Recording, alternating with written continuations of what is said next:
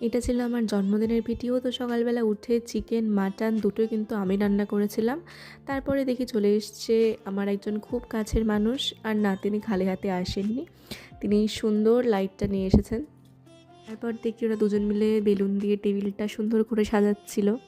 তো আমি ওকে বললাম যে, নিচ থেকে ঘুরে আসি। তো আমরা একবার নিচে একবার ওপরে এই করছি। তো এই করতে, করতে চলে এলো আরেকজন ম্যাডাম। তিনি খুব সুন্দর একটা গিফট নিয়ে এসেছে। তো আমাকে বলল যে, "তুই গিফটটা খুলে দেখ।" তো আমার বিয়ের ফটোগুলোই খুব সুন্দর করে কোলাজ করে এনেছিল। তারপর বসে পড়লাম UNO খেলতে। আর সবার শেষে চলে এলো এই লেট করে আসা পার্টি।